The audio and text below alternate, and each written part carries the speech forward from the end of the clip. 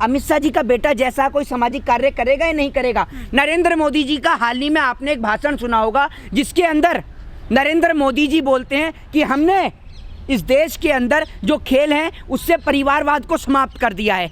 और उधर बैठे जैसा सोच रहे होंगे, पापा से पूछ रहे होंगे कि पापा ये मोदी जी क्या कह रहे हैं, मोदी अंकल क्या कह रहे हैं। तो अमित शाह जी उनको समझाते होंगे कि बेटा भूल गए, मोदी जी जुमला देने में माहिर हैं। वो 15 लाख वाला भी तो जुमला दिया था, वो भी तो मैंने ही आके समाप्त कराया ना। देखा ना, मैंने सामने आके बोला कि 15 लाख का जुमला है। तो भैया आपने खेलों से अगर जो समाप्त कर दिया परिवारवाद, तो ये बताइए ना कि अमित शाह जी का बेटा बिना क्रिकेट खेले वो कैसे बन गया भैया जैसा बीसीसीआई के अंदर, ये बताइए ना। कोई गरीब माँ का बेटा तो नहीं बनता। देखिए मैं आपको बता दूं, इस देश के अंदर सुरमा भोपाली जो हैं, सुरमा भोपाली कह रहा हूँ, नरेंद्र मोदी जी जो हैं वो झूठ बोलने में माहिर हैं। आपको पता है उनसे बड़ा तो जुमला कोई फेंकता ही नहीं है। दूसरी बात, गृह मंत्री जी के बेटे का मजाक क्यों नहीं बनेगा।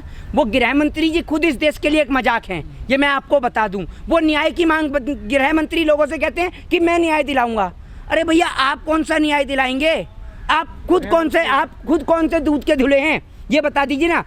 आज की डेट में अगर किसी के भी ऊपर आरोप और प्रत्यारोपण लगता है और किसी भी नेताओं को, ये जरूरी सूचना, ब्रेकिंग न्यूज़ जो है मैं ये दे रहा हूँ देश के नेताओं को स्पेशल, अगर किसी भी विपक्ष के नेता को खतरा लगता है तो आप बीजेपी ज्वाइन कर लीजिए, आपके ऊपर कोई खतरा नहीं है। आप अगर कोई आरोपी हैं तो आप बीजेपी ज्वाइन करिए, आपके ऊपर कोई आरोप नहीं है। अगर आसाराम ने ये कह दिया ना कि मैं बीजेपी ज्वाइन कर रहा हूँ, तो ये लोग महिलाओं की सुरक्षा का जिम्मा आसाराम को ही थमा देते, इनका बस नहीं चल रहा। इस देश के अंदर सबसे करप्टेड पार्टी, सबसे ज़्यादा दंगे कराने वाली पार्टी सिर्फ एकमात्र भारतीय जनता पार्टी है। जो तड़ीपार रहते हैं वो कैसे गृह मंत्री बन जाते हैं, उनसे तो नहीं पूछा जाता।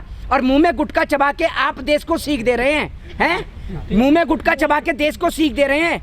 कम से कम आप एक बात मुझे बताइए, मौलाना अब्दुल कलाम आजाद हो चाहे डॉक्टर एपीजे, नहीं दोनों नेताओं के नाम एक साथ बोले, वो सही था, उसमें कोई गलत जी नहीं बोला। इसमें कुछ गलत नहीं है, मैं आपको बता दूं। लेकिन फिर भी जो ये लोग हैं, क्योंकि जब बात नौजवान के शिक्षा, स्वास्थ्य और बेरोजगारी की हो गई, तो कहीं ना कहीं जो मोदी जी के पत्रकार हैं उनको भी तो दर्द और तकलीफ होगा। वो कह रहे हैं कि क्यों कर रहे हो शिक्षा स्वास्थ्य पे चर्चा, जब मोदी जी भगवान के नाम पर भर रहे हैं पर्चा, तो क्यों हो रही है शिक्षा पे चर्चा। आप करिए भगवान पे चर्चा।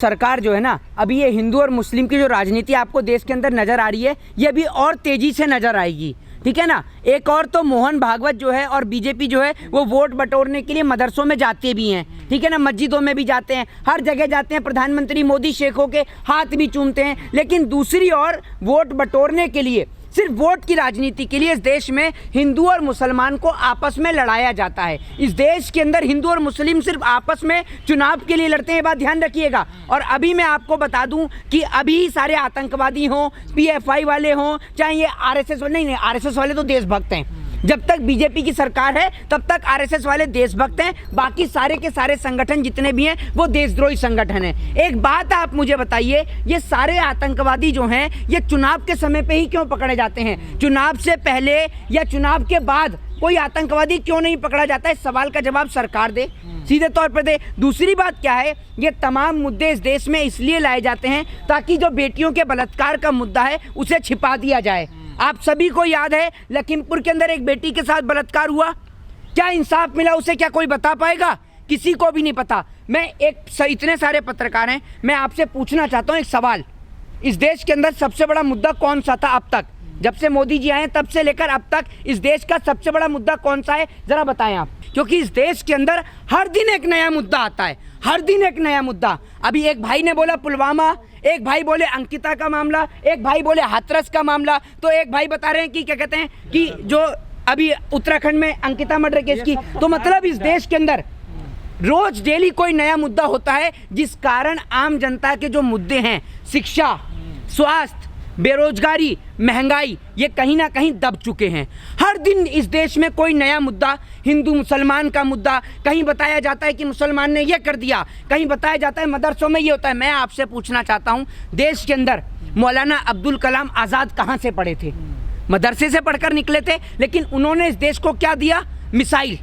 लेकिन एक अनपढ़ आदमी जो इस देश के अंदर सिर्फ जहर फैला सकता है। सिर्फ जहर का काम, ना तो मैं कोई पीएफआई का मेंबर हूँ, ठीक है, और ना ही मैंने कभी पीएफआई के अंदर कभी जाकर देखा है कि उसके अंदर क्या है और क्या नहीं है। इस देश के अंदर लाखों करोड़ों संगठन चलते हैं।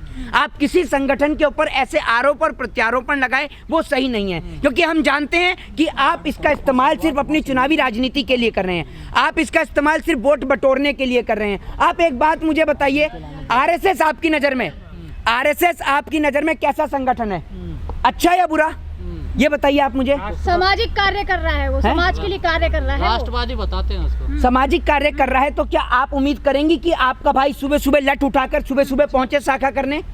आपका भाई सामाजिक कार्य नहीं करेगा। सारा सामाजिक कार्य करने का ठेका हम लोगों ने ले लिया है। आपका भाई भी कोई सामाजिक कार्य करेगा, नेताओं के बच्चे भी कोई सामाजिक कार्य करें।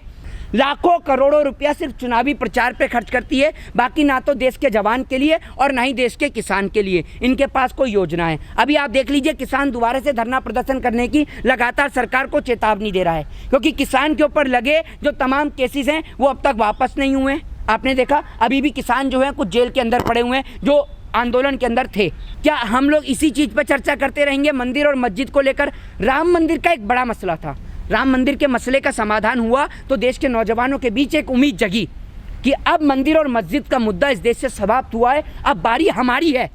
अब बारी इस देश के अंदर, महिलाओं के अंदर उम्मीद जगी कि अब बारी हमारी भी है, नौजवान के अंदर उम्मीद जगी कि बारी अब रोजगार की है, बारी अब चर्चा महंगाई की है, अब बारी शिक्षा की है, स्वास्थ्य और बेरोजगारी की है। लेकिन देश के नौजवानों को क्या पता था कि एक बार फिर उनको हिंदू और मुसलमान के नाम पर चूना लगाया जाएगा। इस देश के अंदर आए दिन कोई ना कोई मुद्दा आपको हिंदू मुसलमान के नाम पर सुनने को मिलता है। कभी कोई हिंदू आकर कहता है, हिंदू संगठन आकर कहता है कि इस देश के अंदर मुसलमान जिहादी हैं। जिस देश को आप हिंदू और मुसलमान के नाम पर बांटने का प्रयास कर रहे हैं, आपने उस देश के इतिहास के बारे में क्या पढ़ा है?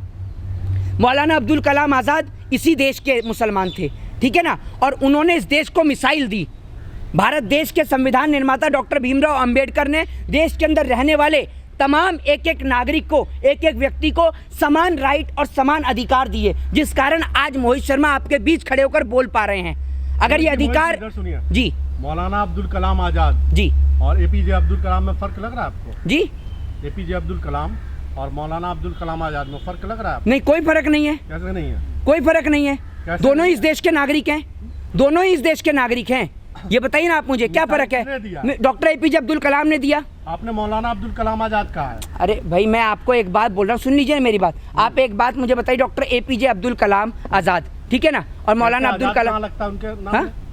एपीजे अब्दुल कलाम के नाम में आजाद कहाँ लगता है? नहीं, हाँ, सॉरी डॉक्टर, हाँ, सॉरी, मौलाना अब्दुल कलाम आजाद और एपीजे अब्दुल कलाम, ठीक है, वो कोई बात नहीं, गलती हो गई। आप ये छोटी मोटी गलतियों को पकड़ रहे हैं, पकड़िए, आपका काम। एक मिनट, आप मुझे ये बताइए, मैंने कोई गलत कह दिया? नहीं, मैं आप मुझे बता क्या रहे हैं? आपने गलत बोला है। अरे भाई, अब एक सुन लीजिए, मैं मोदी जी की तरह टेरी प्रॉम्प्टर में तो देख के बोलता नहीं हूँ, मोदी जी की तरह टेरी प्रॉम्प्टर में तो देख के बोलता नहीं हूँ कि मुझसे कोई गलती नहीं होगी। और कोई इतना बड़ा जघन्य अपराध तो कर नहीं दिया मैंने। जो जघन्य अपराध करके बलात्कारी घूम रहे हैं, कभी आपने उनसे पूछा है कि वो बलात्कारी कैसे एमएलए बन जाते हैं? ये बताइए ना। अरे भैया, वो तो ये तो पता नहीं कि कैसे हत्या हुई है और कैसे नहीं हुई है, और अमित शाह जी पहुंचे हैं। जब तक मामला हाईलाइट ना हो तो पता कैसे चलेगा कि गृह मंत्री भी जम्मू कश्मीर पहुंचे हैं? ये बताइए ना आप मुझे।